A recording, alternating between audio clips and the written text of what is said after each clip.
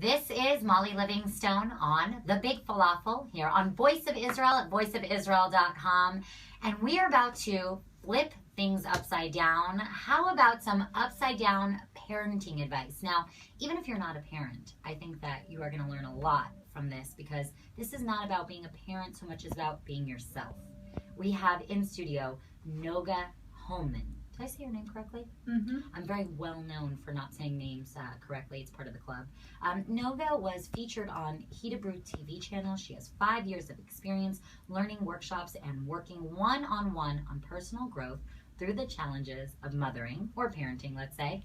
She's the author of the upcoming book, Parenting Upside Down. Turn your parenting challenges into clarity, peace of mind, and unconditional freedom.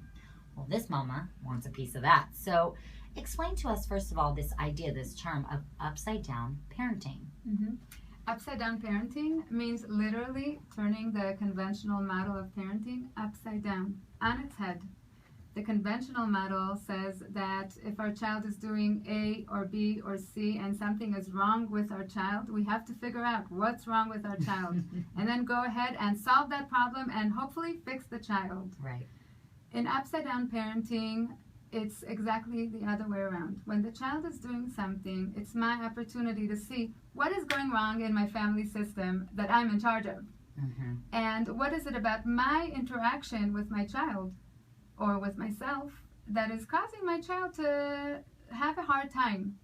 Now, sometimes there are things that are only my child's, and I will just fix that thing that's going on with my child. But most of the time, I have a part in it too.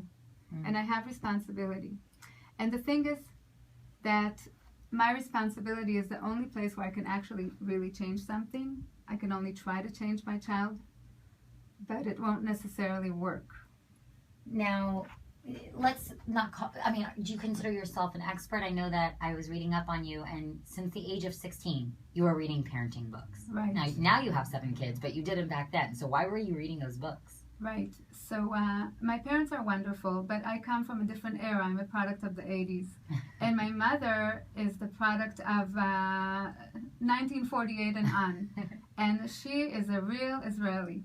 And even when I was growing up, we heard about these Americans who go to therapists and talk openly about their shrink. But in Israel, nobody had a therapist, and if you had one, you kept it secret. Wow. So my mother was a wonderful mother, but she didn't talk the way we modern mothers want to talk with our children, you know, to take the whole picture into account and to learn how to say I instead of you and all these things that are coming today in parenting. So I decided one day that I want to see what are the other options for a parent, i.e. for my mother. And I went to the nearest bookstore. It was a Stamatsky on the way home. At 16? Yeah. Well, I like reading. I guess you do. And that's also around the time where I decided to upgrade my English from 2nd and 3rd grade American English to the English of a teenager. Mm-hmm. So I went to the bookstore. That's the only place I knew to find English books. And I went to the psychology shelf. I don't know why. This shelf always called me. Psychology, self-help. And there was a Dr. Chaim Ginot's book there. Now, people know him through the bestseller, How to Talk So Kids Will Listen, and Listen So Kids Will Talk, which eventually I also read. And he brought about a whole different language of interacting with your children. It's a whole different vocabulary that I've never heard of before. So I finished reading, and I told my mother, here, you can talk with me like this. So she wasn't interested, you know. I was already 16, 17. She was a good mother. She didn't see a reason to change anything. Mm-hmm. And I realized that that's okay. I can take these books, like How to Talk So Kids Will Listen, which was my next step, and I can learn how to speak like that to myself. And it was so comforting. And that was way before I had kids. That was like 10 years before I had kids. And I learned to talk with myself in a much more compassionate way than I did before or than anyone else could do for me. Wow. So now, fast forward, and you have 7 kids, and you've kind of continued on this path into this idea of upside down parenting. So how are you taking it further? Mm-hmm. So I think now that we're speaking, I realized that this was the first time I took the responsibility for how I feel. Mm. I realized that my mother doesn't have to take responsibility. She didn't want to change something, and she didn't have to change anything, but I could do it for myself. That's a big thing. That's why this is more than just being about how to parenting advice. This is advice for finding yourself in all of this. That's enormous, I think, for every human being to realize one day and to bring down from the theory that everything is for us and the world is friendly and God is good and everything he does is good and we all have this personal protection or God's eye looking at us. We all know that in theory, especially if you grew up in the religious Jewish system, it's not enough to know it in theory. You want to also feel that. And I think one of the best places, if you are a mother or a father, the best place to start really feeling that your biggest gifts and opportunities are in your challenges, is when you are a parent, because you have nowhere to go. Your kids are pushing your buttons. I have 7 kids. That's pushing my buttons Oh yeah, there's all no day more long. buttons to push. In They the push night. them all. Well, they find new ones. I feel There's you're like a endless piano buttons. with, what is it, 99, and they're just all over you. Yeah, these are all the buttons that I was given. You know, Yeah. each one of us has different buttons, and Yeah. my kids' jobs is to push them. And my job, if I'm open and aware, is to realize, why is this button still working? You know, they pushed it 20,000 times. Why am I still getting upset? What, I didn't learn my lesson? So there's something in there for me, and it's in there for me for life. My kids will grow up. Everyone's kids will grow up eventually.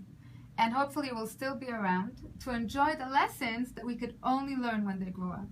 That's As they were really growing beautiful. So let's talk about this for a second, because I already attacked you outside. I was like, well, I was trying to think of which problem I want to bring to you and have you help me with my kid.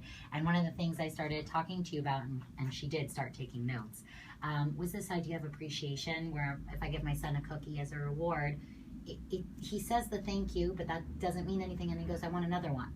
I'm like, no, the idea was this was the reward. Right. So what is that saying about me? What button is that within me? And how do I fix this? I don't want to say him. I want to say us. Yeah. Okay. So I'm in a really easy position here because Yeah. I don't give advice. And I believe that every mother has the best advice for herself in her situation with her child. Now, we're all unique, our children are unique, and our situation is unique. We might never be in the exact same situation again with this same child around the same issue. Mm-hmm. So we have to learn to access our inner answers, and we have them. We just have to learn to listen to them and to be open to the idea that we do have the answers. We were given this child. He's supposed to grow up with me. Mm-hmm. I'm supposed to be the best thing for him. So I work on being the best thing for him by learning how to access my answers. So I can help you access your access own me. answers. I need to find them. Hello, where are they? Okay, so I have a process, and it's going to be on my website soon on UpsideDownParenting.com. For now, it's still in the process of perfecting, and perfecting takes a long time. That's good. So it's called the 4-step map to parenting clarity and solutions, because we want both. We don't always have active solutions. You know, great, I'm going to do this right now. But sometimes just the clarity itself is a solution, and it calms everyone down. So this is a process for turning your frustration with your kids into effective and compassionate action. And I want to ask you first if you're willing to show up. I think your answer is yes. You already showed up. You said, I have a problem. Oh, yeah. Mm-hmm. I'm willing to show up. So showing up is the first step. Oh, good. I want to be appreciated. That's what you said. Mm-hmm. So it's not just that my son is doing X or Y. I realize that I have something happening here inside of me. I want to be appreciated. So in the first step, show up, we write down this expectation. And you'll notice, and you can test me on that, just try it out, that every frustration we have in life, not just as parents, is the result of the gap between what we expect and what we get. So I'm not sure you described the situation with your child. Can I describe it the way you told me? Yeah. It was nicer in your words. Well, so basically, you know, if he does something well or he's listened to me, so I give him this reward of, you've deserved a cookie. You were acting like a very good boy. Thank you for listening to Mommy Ima. And then he eats the cookie and he comes back, he says, I want more. Mm-hmm. You missed the point, buddy. The Mm-hmm. point was the cookie was the reward. And this is time and time again, whether it's a gift, whether he's, done something, cleaned his room, whatever it is. And he's 4.5. Mm-hmm. So I can't have too many expectations as you're talking about, but just that simple, I don't want to lead him on this path of being, what I'm worried about is a spoiled brat. Mm-hmm. Okay, so we'll get to your worries in a moment, but to say that he's 4.5, yeah. It's important to notice the kid's age, but it's also important to notice that I'm upset, despite the fact that he's 4.5 or 3 or 2. It's important to notice that. That's the beginning point. That's showing up. Okay, so you told me this story, and then I asked you, what do you want in this situation?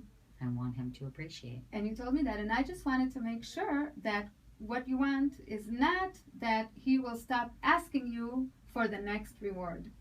And you said, no, I want him to appreciate me. Now, this is such a key factor here, because we could have had 10 mothers sitting here and saying, wait a second, but what you wanted was that he'll stop asking. No, you want the appreciation, and this is your process right now, and you need to know exactly what you want to put your finger on it, and that's going to lead us forward. This is a good place to take a break. You're still analyzing me, which is great, but when we get back, I want to hear how we're going to resolve this. I have a few more questions, of course, about parenting, and I won't say advice, but tips and learning more about this upside down parenting. It's upside downing myself. That's what I like about this. Get in the conversation on Twitter at VO Israel. Find us on Facebook and give us a like, Voice of Israel. All this content can be found at voiceofisrael.com. When we come back, we're going to keep on flipping it. So stay with us here on The Big Falafel.